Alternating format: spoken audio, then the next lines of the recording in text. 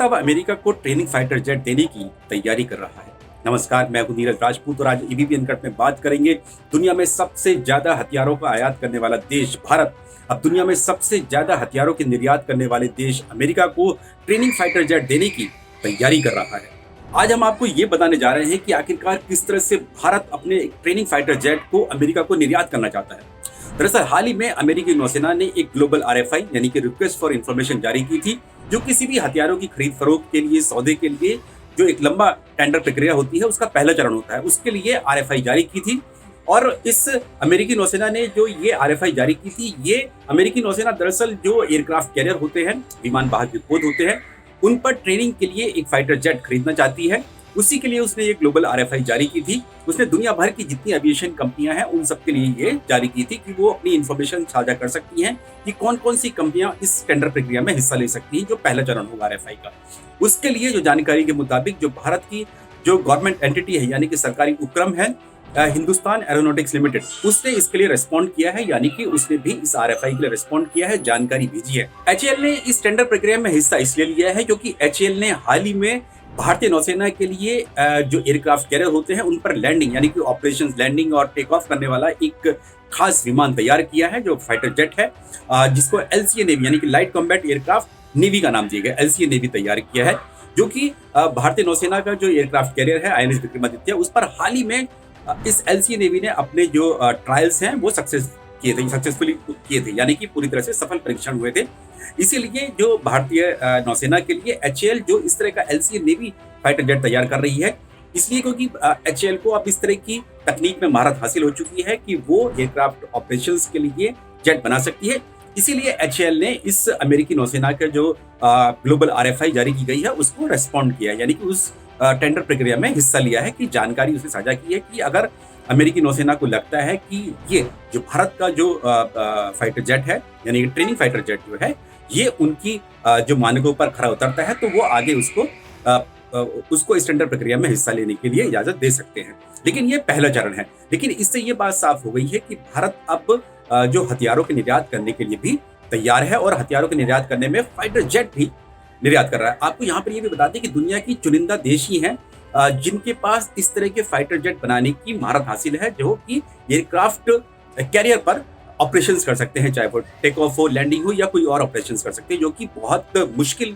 होता है इस तरह के ऑपरेशंस करना और इस तरह के फाइटर जेट बनाना, जो कि समुद्र में और एयरक्राफ्ट कैरियर पर ऑपरेशंस कर सकते हैं। तो क्योंकि भारत ने और एचएएल ने ये तैयार किया है, इसीलिए इस ग्लोबल प्रक्रिया में भारत ने हिस्सा लिया है। लेकिन आपको यहाँ पर ये भी बता दें कि भारत हालांकि दुनिया के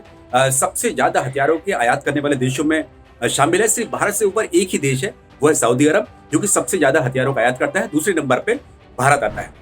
लेकिन पिछले 5-6 सालों में जो भारत सरकार है, भारत है, उसने भी जो हथियारों के निर्यात करने का एक बड़ा प्लान तैयार किया है। इसके तहत जो भारत के जो स्वदेशी हथियार हैं उनको निर्यात करने की कोशिश की जा रही है। जो मोदी सरकार है